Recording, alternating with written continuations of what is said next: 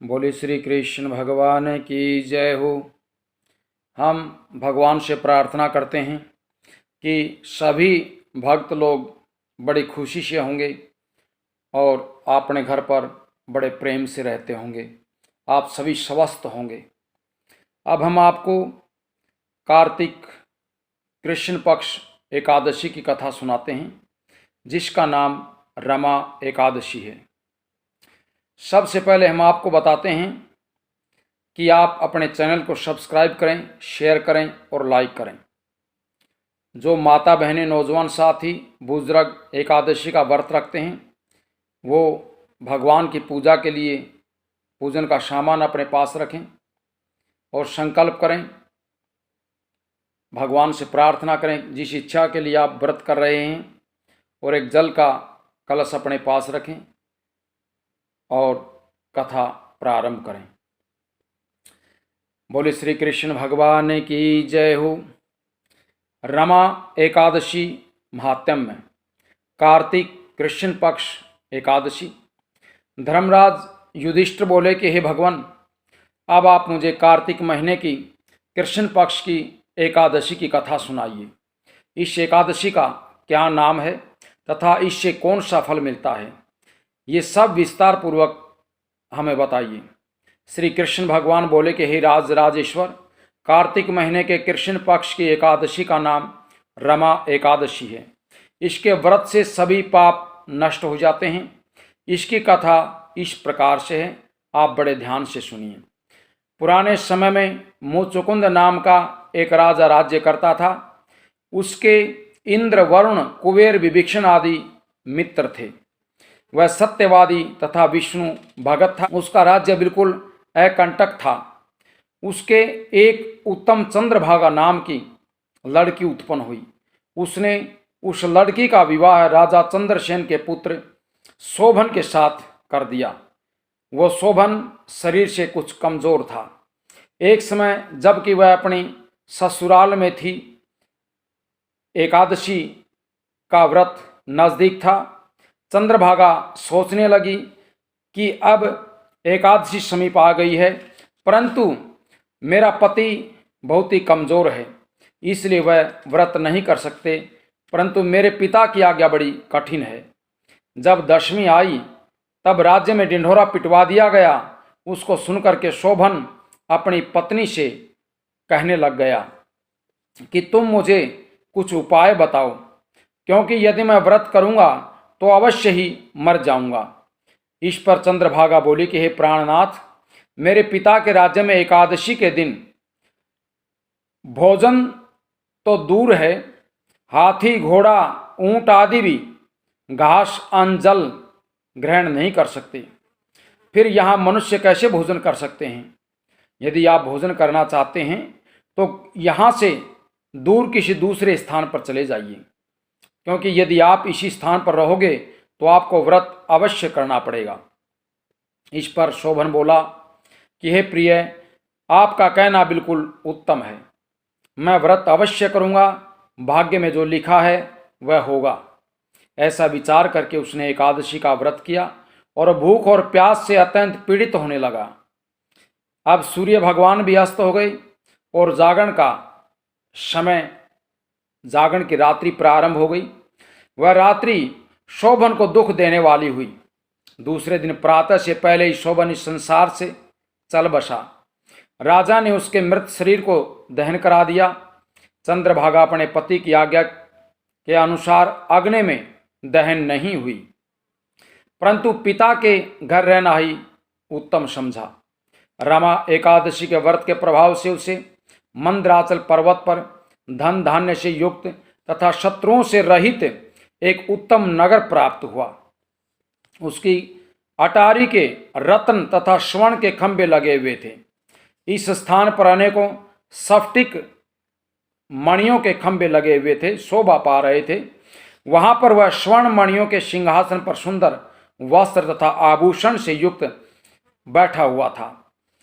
यहाँ पर आभूषणों से युक्त गंधर्व तथा अप्सरा उसकी स्तुति कर रहे थे। उस समय राजा शोभन दूसरे इंद्र के समान प्रतीत हो रहे थे। एक समय मुचुकुंद नगर में रहने वाला एक सोम शर्मा नाम का ब्राह्मण तीर्थ यात्रा के लिए निकला। उसने घूमते घूमते उसको देखा। उस ब्राह्मण ने उसको अपने राजा का जमाई जान करके उसके निकट गया। राजा शोभन ब्राह्मण को देख करके आसन से उठ खड़ा हुआ और अपने ससुर तथा स्त्री चंद्रभागा की कुशलता के बारे में पूछने लग गया।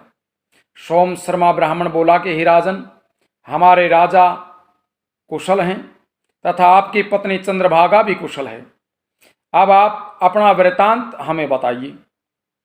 मुझे ये बड़ा आश्चर्य हो रहा है कि ऐसा विचित्र और सुंदर नगर जिसको न तो मैंने कभी सुना था और न कभी देखा है, आपको ये किस प्रकार प्राप्त हुआ। शोभन बोला कि हे ब्राह्मण, ये सब कार्तिक महीने के कृष्ण पक्ष की रमा एकादशी के व्रत का प्रभाव है। इसी से मुझे ये बहुत ही उत्तम नगर प्राप्त हुआ है, परंतु ये अधूरव है। इस पर ब्राह्मण बोला कि राजन, ये अधूरव क्यों है और धूरव किस प्रकार हो सकता है, यह आप हमें बताइए। मैं आपके कहने के अनुसार सभी कार्य करूंगा, आप इसमें कोई भी चिंता न करें।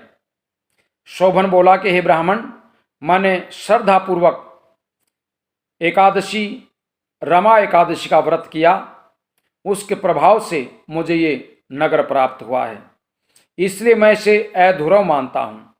यदि तुम इस वृतांत को राजा मुचुकुंद की पुत्री चंद्रभागा से कहोगे तो वह इसको धूरव बना सकती है। ब्राह्मण ने वहां आकर के चंद्रभागा से सारी बात बता दी और कहा। इस पर राजकन्या चंद्रभागा बोली कि हे ब्राह्मण, आप क्या ये सब वृतांत प्रत्यक्ष देखे हुए बता रहे हैं या अपना कोई शौपन बता रहे हैं। इस पर ब्राह्मण बोला कि पुत्री, मैंने तेरे पति को तथा उसके नगर को प्रत्यक्ष देखा है, परंतु वह नगर अधूरव है। तू कोई ऐसा उपाय कर जिससे वह धूरव हो जाए। इस पर चंद्रभागा बोली कि महाराज, आप मुझे उस नगर में ले चलिए, मैं अपने पति को देखना चाहती हूँ। मैं अपने व्रत के प्रभाव से उस नगर को धूरव बना लूंगी। चंद्रभागा के वचनों को सुनकर के वह सोम शर्मा ब्राह्मण उसको मंदराचल पर्वत के पास वामदेव के आश्रम में ले गया। वामदेव ने उसकी कथा को सुनकर के चंद्रभागा को मंत्रों से अभिषेक करके चंद्रभागा को मंत्रों तथा व्रत के प्रभाव से दिव्य देह धारण करके पति के पास चली गई। शोभन ने अपनी स्त्री चंद्रभागा को देख करके प्रसन्नतापूर्वक उसे अपने वाम भाग में बैठा लिया। चंद्रभागा बोली कि हे प्राणनाथ, अब आप मेरे पुण्य को सुनिए।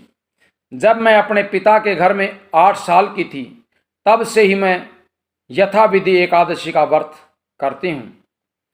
उन्हीं व्रतों के प्रभाव से आपका यह नगर धूरव हो जाएगा और समस्त कर्मों से युक्त होकर के प्रलय के अंत तक रहेगा।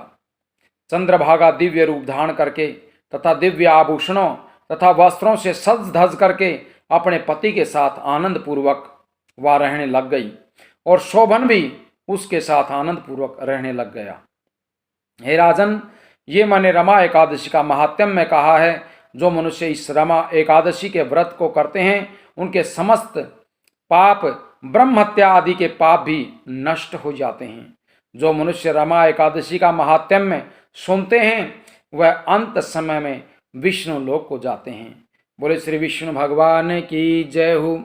अब जो माता बहनें एकादशी की कथा सुन रहे थे, वो जल के लोटे को लें और कुछ मीठा यानी कि नैवेद्य, पुष्प आदि लेकर के सूर्यनारायण भगवान को अर्घ्य दें और भगवान से प्रार्थना करें कि हे सूर्यनारायण भगवान, आज हमने जो व्रत किया है, आप हमें शक्ति दें, आशीर्वाद दें, ताकि ये व्रत बिना किसी विघ्न बाधा के संपन्न हो सके।